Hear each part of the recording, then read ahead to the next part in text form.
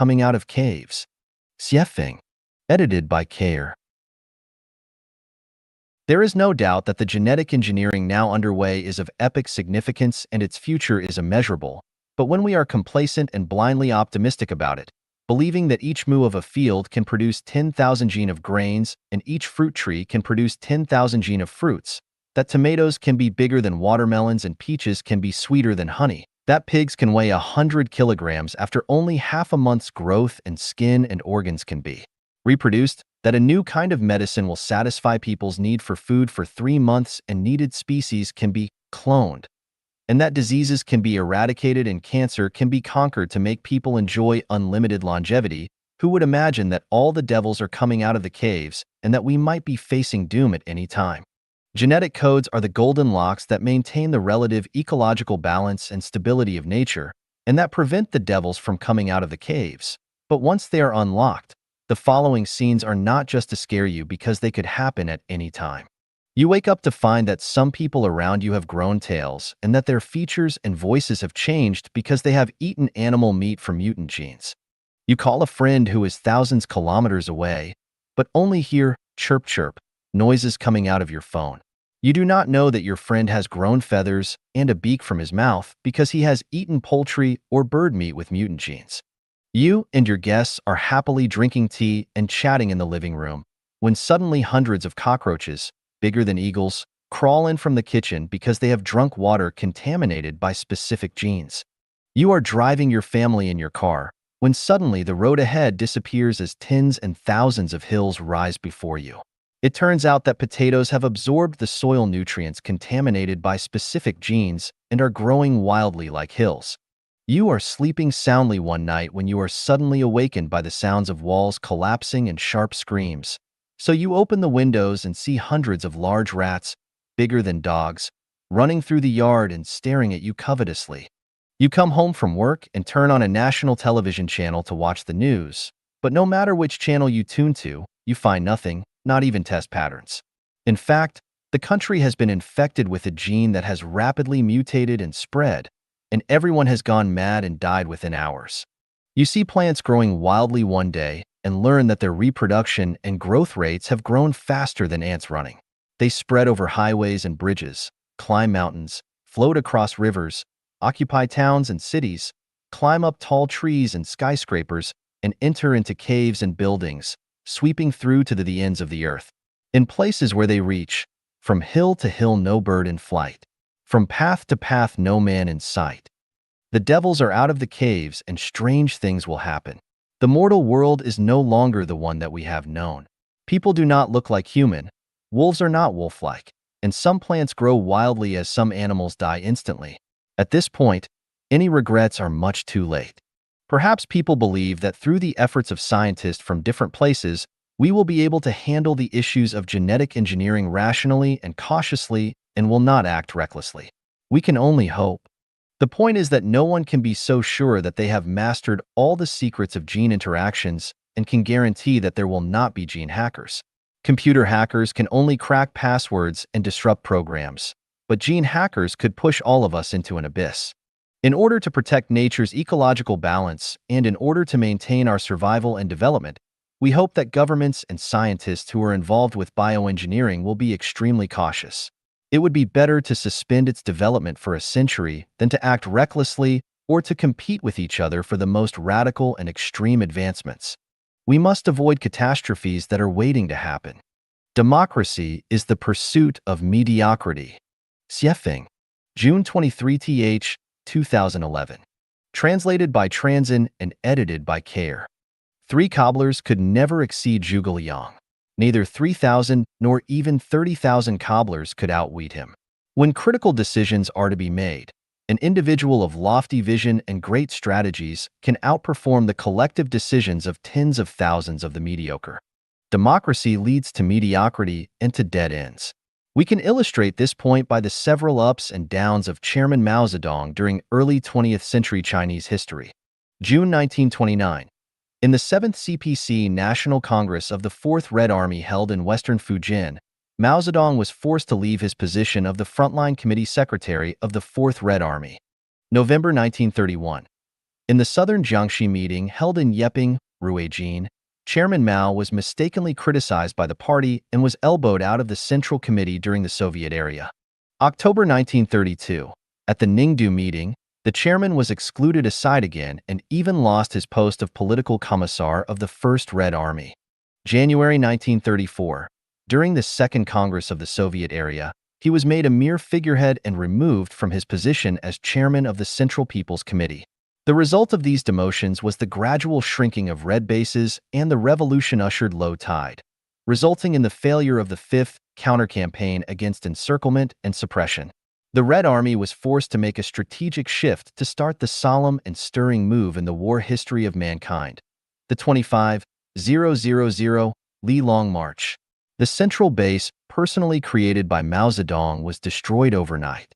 The whole universe is run in a unilateral manner under the one, unique, greatest creator.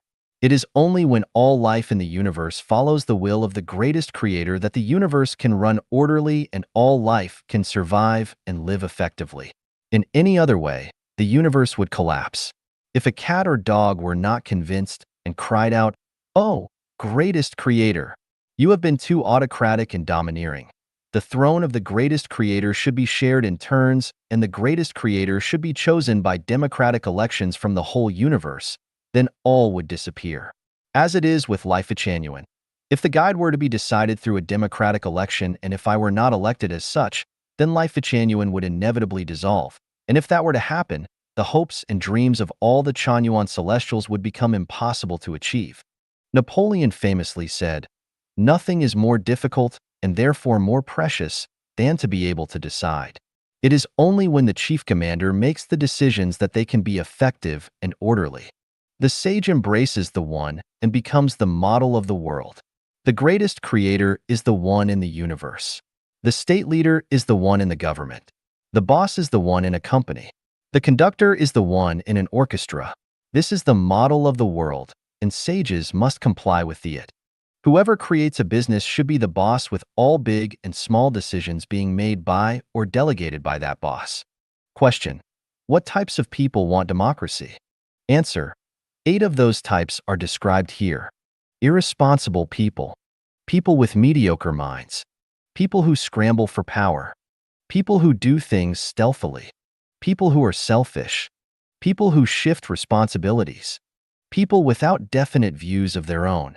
Profiteers from others' labor without sacrificing.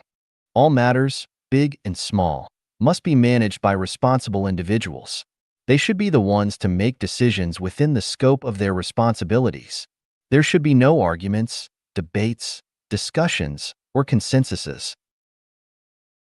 Whenever 2 or more people jointly control anything, the result becomes a resource-consuming process with low efficiency and mutual finger-pointing, with no one ultimately being held responsible. No matter how democratic a flock of sheep is, it can never resist a wolf. No matter how democratic a group of people with mediocre wisdom is, it can never match the vision and insight of a saint.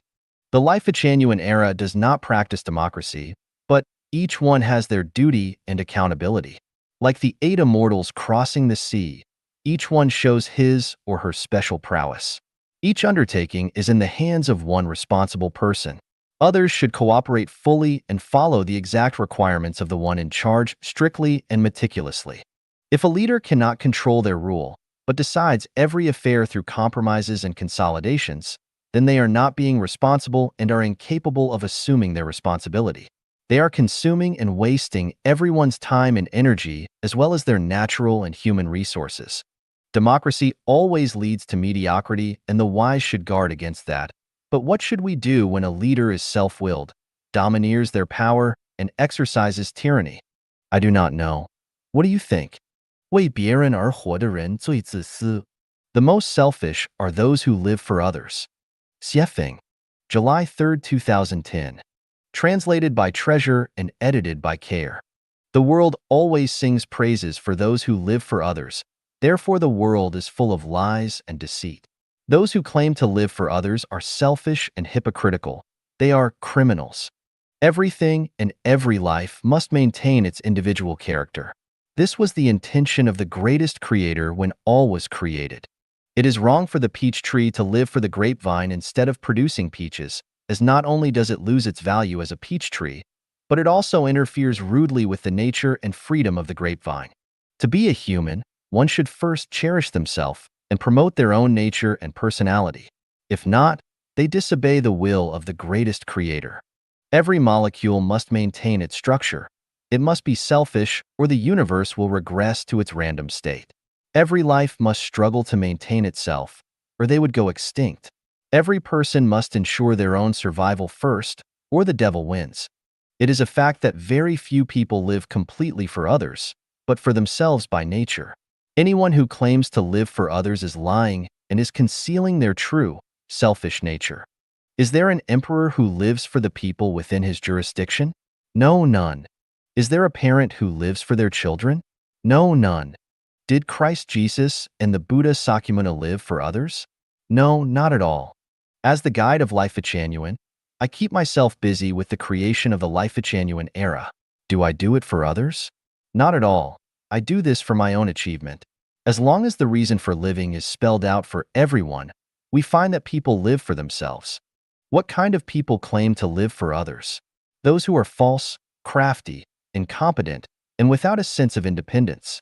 Those who are selfish and deceitful want to impose their will on others, and those who are good at lying intend to control and disrespect others. Those who put their own faults and blame on others want to use and abuse others, and they prefer to interfere with others' lives. Those are the kind of people who claim they live for others. Let everyone live for themselves, and let everyone live upon themselves according to their own nature. In such a situation, the stars will shine brilliantly, the flowers will blossom lively, and the world will be prosperous, diverse, and splendid. Why do I say those are criminals who claim that they live for others? Firstly, they burden the spirits and souls of others because people would feel a great deal of gratitude and a need to serve them, perhaps all their lives. Secondly, they rudely interfere with the nature and freedom of others and make them feel guilt and shame, so it becomes impossible for their natures to bloom. Thirdly, they disturb the program running with Tao, create social disorder, and make lies and deception popular. It is only when everyone is responsible for themselves that they live well by themselves within their own natures and by their own styles that society will be orderly, peaceful, and warm. Only those who can stand responsibility on their own can be responsible for others, and only those who are living for themselves will respect others, be considerate of others, and understand others. Only those who live well by themselves will bring pleasure, joy, freedom, and happiness to others. If you do not know who you are, if you are an imperfect person filled with jealousy, ego, resentment, complaints, anger, and aggression, then what can you possibly bring to others? How can you live for others? If you are unable to even deal with your own issues of life and are unable to smooth away your own trouble and pain, then what can you do for others and how can you live for others? Xiefeng advocates for everyone to be responsible for themselves first, live for themselves first, consider themselves first, live well by themselves first, and not to consider the feelings of others or lose yourself for them. Would it lead to a social disorder? Facts speak louder than words. In the second home life pattern founded by Life Genuine, nearly 100 people live together and everyone lives according to the above standard. Do not bother with others or regard other people's business, and I will not help unless help is asked for. We just consider ourselves first. How has this practice gone on for more than 9 years? Everything is in order, everyone is happy and free, and we are living in a peaceful and sociable paradise. People who want to confer benefit on society should live for themselves first, and people who want to commit sin should live for others. 知识不是力量. Knowledge is not power. Xiefeng. October 11th, 2017. Translated by Treasure and edited by Care. Knowledge is a combination of the experience and cognition accumulated by our social and productive practical activities. One can possess a wealth of knowledge, which means that they possess the foundation to gain power, but no matter how much knowledge they have, it does not mean that they will ever have power. It is like a library which has abundant knowledge but no power. From the point of storing knowledge, a person's brain is only like a library. Knowledge is power is from Meditation, written by the 17th century British philosopher Francis Bacon, which teachers delight in using to arouse students' learning interest at school. As a result, students blindly believe that as long as they learn their lessons well, which are set by schools, and as long as they grasp that knowledge, they will have the power to achieve their own pursuits and ideals after they graduate. Knowledge comes mainly from our sense organs. However, in the view of the Greek philosopher Protagoras, human is the measure of everything. This was refuted by Francis Bacon, who wrote that it is a great mistake to conclude that our limited sense organs measure all things. In other words, it is wrong to judge and measure all things and all forms from the limited knowledge that our sense organs can provide. Consider a scenario in which a sexy young girl with a middle school diploma is standing next to a more mature, older lady with a doctorate degree, and both are in front of an interviewer. Which one is more likely to arouse the man's rich imagination, alter his mood, and motivate his intense vitality? If it is the young girl, that is because knowledge is not true power, since even beauty can have more power. It is reckless and dangerous to believe that knowledge is power. Not only is it a cognitive misconception, but also a thinking one. For example, to accept that when a son is grown, he takes a wife, and when a girl is mature, she finds a husband, as a life knowledge is bound to bring anguish and suffering throughout their whole lives. This knowledge has led people to make such common mistakes for thousands of years, but which accomplish no good. Some more are. There are 3 forms of unfilial conduct, but the worst is to have no descendants. Filial piety is the most important of all virtues. Lewdness is the worst of all sins. He who does not endure hardship cannot stand up to others. Another example is how education and guidance are passed from parents to their children. Can a parent's knowledge conduct and educate their children with both a full range of healthy spirits, minds, and bodies, as well as the ability to lead their own independent lives? Most fall very short. When great changes take place in objective knowledge, but we stubbornly insist on applying our traditional knowledge, we will certainly be rebuffed. Look at various religious dogmas and concepts. As they feel a loss of power, they become reactionary, resist social development, and impede natural human liberation. In fact, prejudices and fallacy are knowledge. What are the benefits of such knowledge? None.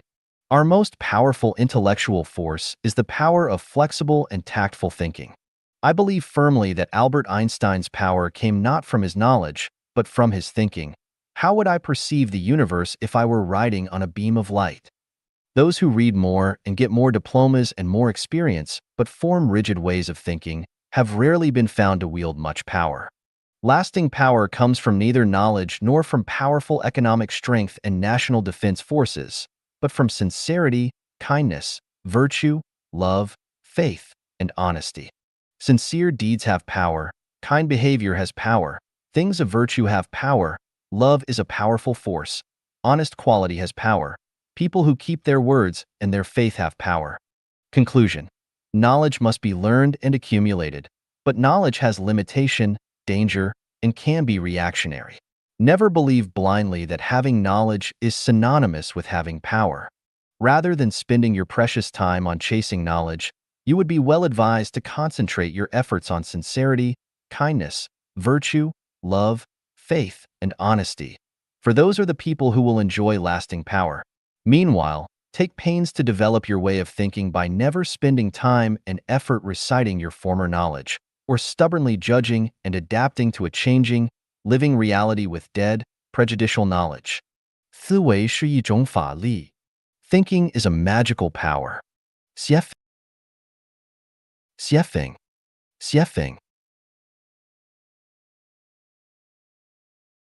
思维是一种法力. Thinking is a magical power. 写feing. August 16, 2005. Translated by Treasure and edited by Care. Sun Wukong was pressed for more than 500 years at the foot of the five-element mountain, but after the Tang priest took the post away from the top of the mountain with Om Mani Padme Hum, he was able to break out. It seemed that the weight of the post was more than that of the five-element mountain. So what was the post and how did it have such great power? Some people cannot be crushed by great hardships or difficulties, but when their hopes are dashed, they will collapse easily. Some people who are unaware that they have a horrible disease can live happy lives every day, but once they find out the truth, they become paralyzed from the knowledge. There was a young boy in my village of about 11 or 12 years, and every time he crossed a bridge on his way home from school, he would scream with a pale face, even in the daytime. We eventually discovered that the reason for this behavior was that he had overheard some adults in the village talking about ghosts without heads residing under all small bridges. People's casual words controlled his thinking like a spell. The above are extreme examples. In fact, our thinking is more or less confined by some incantations. Consider the 8 kinds of suffering described in Buddhism: birth, aging, illness, death, encountering enmity and hatred, separation from a loved one, inability to attain what is pursued. The 5 aggregates. These all result from our conventional thinking, but none would exist if we would embrace unconventional thinking. All laws, regulations, concepts, ethics and behavioral rules, authoritative theories and sermons, religious regulations and rituals, scientific theories and methods, and exemplary models and habits are magical powers that constrain our thinking. These magical powers benefit the maintenance of social stability greatly, but they also bind our minds, and ordinary people can never be freed from them any more than fish can be freed from water. What are magical powers? They are informational waves that restrain people's thinking. When their energy is greater than the energy of our own conscious informational waves, then we are controlled by them. Thinking is a magical power. Thinkings of God, Buddha, great people, and great scientists are all magical powers which ordinary people can do nothing about unless their wisdom and thinking abilities exceed them. Thinking seems to be and will ruin their lives. Xiefeng, March 15, 2019. Translated by Qin Yu and edited by Care. How many times have we watched quietly the sunrises and sunsets in our lives, and how many times have we listened to the sounds of wind and insects while standing in a courtyard on an evening with a full moon? How many times have we observed carefully the sprouting of grass and the blooming of willows? When distant mountains are hazy and the green hills are dark, when water is gurgling and blue waves are rippling, when wild ducks flutter and mandarin ducks play in the water, when light rain drizzles or heavy rain beats the plantains, have we ever melted our bodies and souls into nature and felt an unforgettable experience and taste of oneness with nature, oneness with all things, and everlasting, eternal joy? Where has our time gone? What on earth are we doing in this world? Were it not for the deep experience of the meaning of life, then what are we hurrying for all our lives? When flowers fall and beauty becomes old, death separates them forever. The palaces of Qin and Han are now but grazing land for cattle and sheep. Who cares for the cold and lonely west wind? Yellow leaves rustle down by my closed windows facing the sunset. I am lost in memories. Do you not see the mirrors bright in chambers high, grieving over your snow-white hair that once was silk black? How much worry can you have? Just like a river of spring water flowing eastward. Why are we busy all day? Who are we busy for? Are we not colonizing a snail's horn, competing for a flash in time? Is it not that, down in the plain and up on the mountain, all of nature's boundless glory is their prey? But when they have sipped from 100 flowers and made honey, for whom is this toil? For whom is this nectar? Is it not that my clothes hang loosely on my emaciated body, but regrets I have none? It is because of her? Is it not that the young know nothing of woe? To write verse, they feign a throw? Broken walls where foxes sleep, deserted platforms where rabbits walk, all were places of singing and dancing in those days. Yellow flowers covered with cold dew, withering grasses looming in mist, all belong to the battlefields of the old times. When we are old and weak, looking back on the past, will there be regrets? Who took away our teenage time? Who killed our youth? Who made our middle age toil around? Who made us full of sorrow after the age of 60? The answer is that it was those with whom we had special relationships. They were our parents, children, grandchildren, husbands, wives, friends, lovers, brothers, sisters, buddies, and the rest. Whoever made us worry about, think about day and night, hard to sleep, hate but could not rid ourselves of, and so on. All the people who have had special relationships with us. It is they who have made our lives miserable and distressed, who made us restless and fighting day and night, who forced us to remain on our guard day and night and tremble in fear, who forced us to break the law, take risks, and made us unable to eat or sleep. Think carefully. If you would not worry about anyone, if no one in the world would make you worry about them, if you lived on an uninhabited island with plenty of food, and if no one cared whether you lived or died, would you still live this way? Have you ever heard of a punishment method called the implication of 9 generations of families? A young child or a servant woman to a family would be killed because the boy's father or the woman's master made a mistake. Why?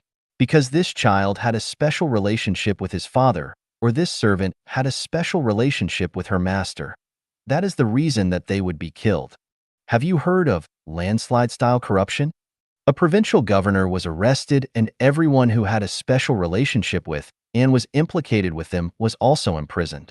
Have you heard the story of the man who traveled all the way to Australia to kill a woman? Why did he do that? Because she and he had a special relationship.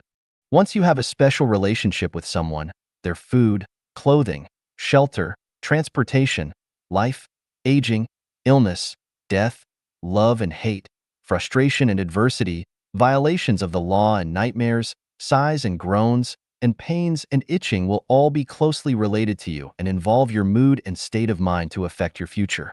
Why do people yearn for life in heaven? Because in heaven, there are no special relationships between people. People in the 1,000-year world never know who their fathers are, and after spending a few years with their mother, they never see them again. There are no relationships between brothers and sisters, no need to make friends, and no need or possibility to form relationships. People in the 10,000-year world have no biological parents.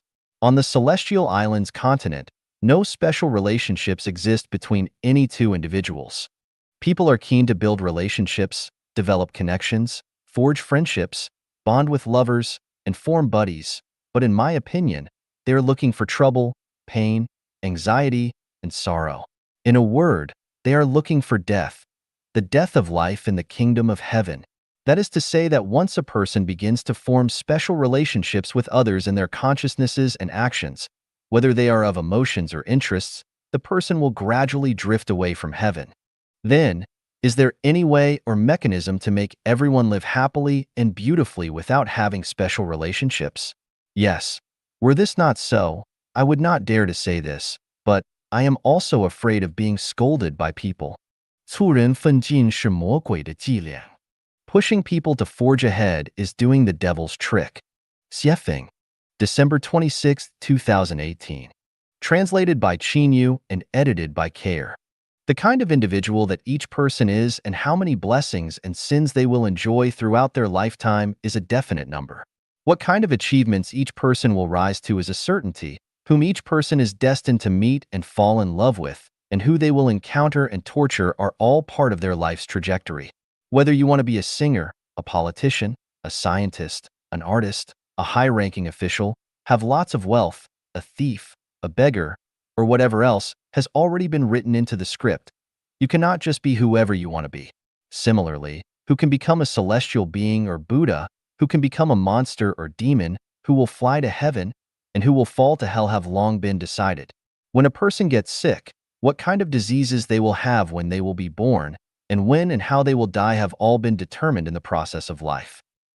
What kind of life a person can live, and whether they are rich or poor have also been determined, and no one can escape the arrangement of the cosmic script. If you fertilize, water, and maintain a Chinese cabbage, it will grow very plump and fat, but in no case can it become lettuce. Feed a sheep more grass and grain, and it will grow fat, but it will never become a cow. Do not bother with a giraffe's neck, it will grow long naturally. Do not tell lions how to catch zebras, they will figure it out. Do not teach mice how to dig holes, they are born to dig them. Prompting people to forge ahead, encouraging them to achieve things, teaching them how to become successful, grooming them to become officials and make fortunes, instigating them to glorify and illuminate their ancestors, to be outstanding, and so forth are all like teaching hens how to crow or asking bulls to produce milk. Not only is it useless, but it is also the same as compelling a woman to engage in prostitution. Its profound meaning is, go to your death, work hard to die. Look, the grave is not far away, run to it quickly. So, promoting people to forge ahead is a devil's trick. According to Apple Daily, More than 260 officials and corporate executives over the last 5 years have taken their lives by shooting themselves, cutting their wrists, drowning themselves, hanging from beams, jumping off buildings, and lying on rails. All these people were successful and outstanding. But what were their results? Had they been allowed to choose their path again, would they still work so hard to become so successful? Can we see how their past hard work was actually leading them to their deaths? Do you think that the higher an official's rank, the happier and freer they will be? Do you think that the more money they earn, the more freedom and happiness they will enjoy?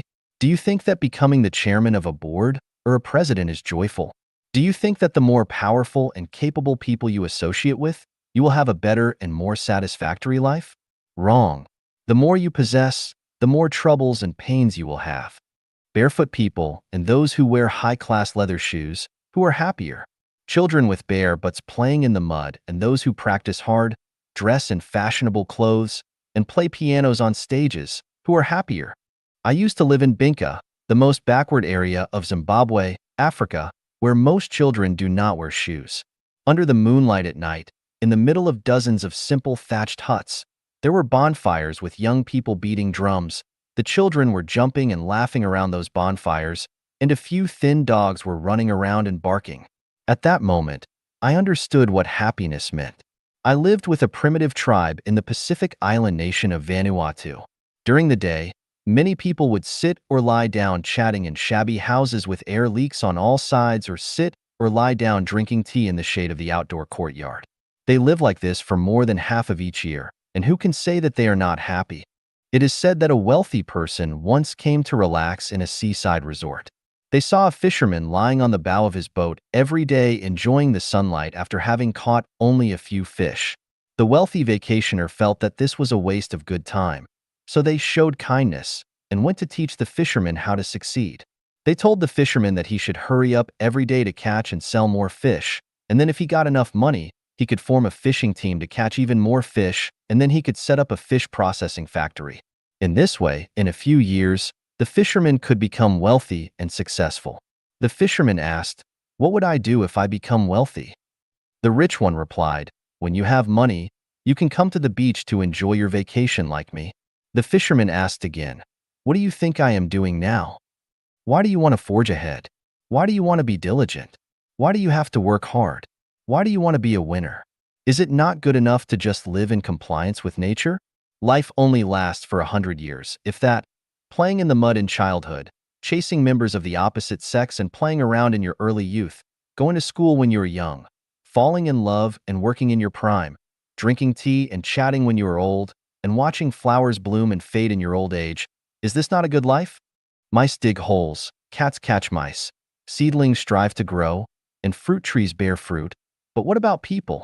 Without instigation and encouragement, they will naturally follow their lives' paths. If someone loves to learn, there is no need to urge them on because they will definitely learn. If they love to work, then they will definitely study technology and work hard. But if they deserve to be a boss, without instigation, they would definitely be uneasy working as an employee. If they would like to steal or rob, it would be useless for you to attempt to instill morality and ethics into them. If they want to be a saint, they will study the philosophy of saints and understand the truth of the universe.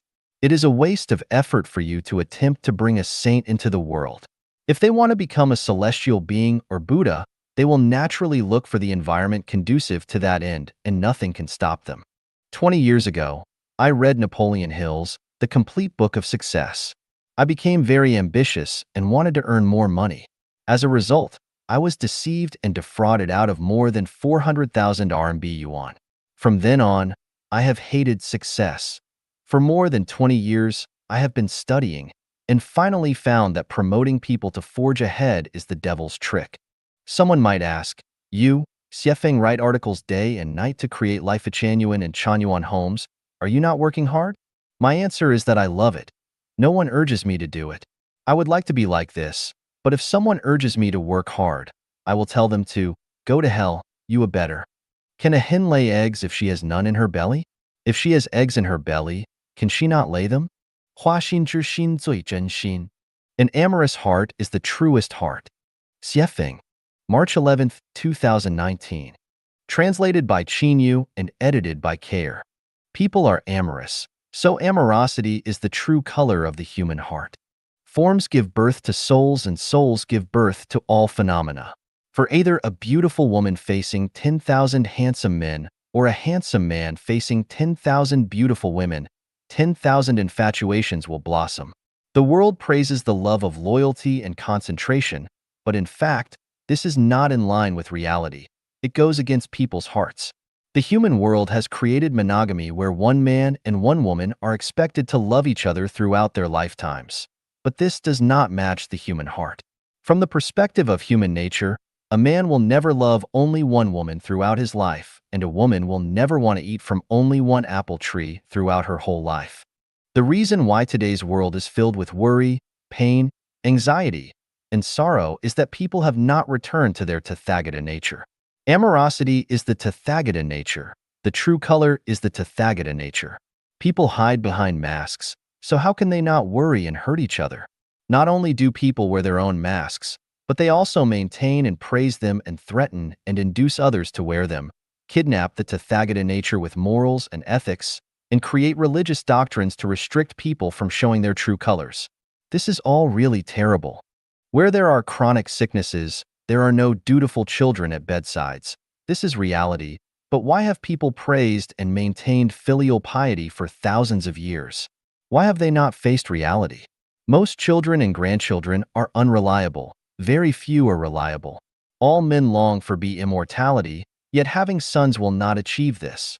Although fond parents are legion, who ever saw a really filial son? If children and grandchildren are unreliable, then how can husbands and wives be reliable? All men long to be immortal yet dote on the wives they wed who swear to love them forevermore, but remarry as soon as they are gone. If they leave after you die, this can be considered their loyalty, and you must have burned some incense in your previous life. Most wives leave before their husbands die. Even if you have not gone, they long in their hearts for your death. If they do not long for your death, then they must still need something from you. Marriages and families have always been a devil's program, a curse, and this curse has kidnapped people for thousands of years. Here is a simple way to identify whether a program is angelic or satanic. It is the input and feedback method. If we reap melons from melon seeds or beans from bean seeds, then we are given the feedback on what we have entered into the program, and this program is angelic. On the contrary, if we reap beans from melon seeds or melons from bean seeds, then this program is satanic. What we enter and the feedback we receive are not the same, or even opposites. In the satanic program, if you input love, you will get hate. If you input true feelings, you will get false love. If you input hope, you will get disappointment or even despair. Too much falseness fills the world. If falseness is taken as truth, then truth is said to be lies. When nothing is taken as being, then being itself is turned into nothing. Since our grandparents' grandparents, we have reversed the truth from the false. So the children, grandchildren, and great-grandchildren regard false as true and true as false. The real is pressed under the 5 elements mountain, and the fake is rampant in all directions. So people have to suffer hardships, disasters, and pain, and they are hard-pressed to be enlightened to go to heaven. The human heart was originally amorous. The so-called, "I will love only you for my entire life," is a lie and a scam which exists for short times under certain circumstances, but when those circumstances change slightly, the fox's tail will be exposed. The man who says that when he is poor and helpless is telling the truth, but if says the same thing after his social and economic status improve dramatically, then he is lying and deceiving. The same is true for women. It is impossible to love only you for my entire life, because human hearts are amorous. If a bright and eye-catching flower blooms only for Zhang San, but it wilts immediately when seeing Li Si, Wang Wu, and Zhao Lu, then I want to ask you if it is still a flower? No, it is not, but rather a monster's spirit. Are people still human if they smile when they see a certain other person, but immediately cross their eyebrows when they see other people? No, they are not humans but evildoers. What men are indifferent to beautiful women? What women are unimpressed by handsome men? If there are such people, then they are not really people, but wood or stone, sculptural robots. Since this world has always been perplexed and deceived by falsities, we cannot know what the truth is. We have already mixed the false with the genuine, so we cannot know that amorous hearts are the truest ones. That is to say that anyone who truly loves you must also love the world, because anyone who does not love the world will never love any individual. To narrow the scope, women who love many men and men who love many women will give birth to true love, because their hearts are true and the love of which they speak is true. There are absolutely no marriages or families in heaven. How do we arrange our lives without them? I can tell you that I have found a way to live a better life than married and in a family. Not only have I found it, but I have also opened it up. We are all expected to live paradisical lives on earth, and not only that, but also have a chance to go to the real paradise. I have designed a game of being a groom every day and a bride every night for everyone. The game will be launched soon. If you participate in it, then you will definitely find that amorous hearts are the truest hearts. 意识决定存在. Consciousness determines existence. Xiefeng. Translated by Qinyu, edited by Peter. Whether existence determines consciousness or consciousness determines existence is a type of watershed between materialism and idealism. Human beings have not yet had a correct understanding of this issue until now. Jumping to a conclusion rashly will definitely cause confusion in people's minds. If we divide the population into 5 categories: ignorant people, laities, mortals, sages, and saints, immortals, and then according to the attitudes of people of each level towards the material world, we can clearly understand the reason why some people believe that existence determines consciousness, while others are convinced that consciousness determines existence. Ignorant people live by instinct. Although they belong to the family of human beings, they are not much different from animals. They don't know what creation and thinking are. As long as things are necessary for their survival, they will just grab them. If they are put on a deserted island, they will only die. So, for ignorant people, existence determines everything. Without existence, there is nothing. Laities are people who live by their desires. The central content of their lives is money, status, power, reputation, and beauty. They live for these desires all their lives. Once they don't get the above, they will suffer terribly. For laities, existence determines their consciousness, and their daily activities have a clear purpose and goal, which is how to obtain existence. Without the seduction of factors such as money, laities cannot live a single day. Mortals live by affection. The core content of their lives is family affection, relatives and friends, colleagues and classmates, group and clan, country and nation. With these, they can live a flavorful life. Without these, they will feel alone, bored, empty, and lonely. Therefore, for mortals, it is still existence that determines consciousness, and without existence, their consciousness will collapse. Sages are people who live by reason. They are people who often ask why, people who want to understand the essence behind superficial phenomena, existence. Existence is the basis of sages' consciousness. Without this basis, they cannot think deeply. People such as scientists in various fields, philosophers, and thinkers all belong to the category of sages. Although existence is the basis of the consciousness of sages, they also pay more attention to the reaction of consciousness to existence. Therefore, for sages, existence and consciousness are equally important. Because they devote more time and energy to the field of consciousness than on the basis of existence, sages tend to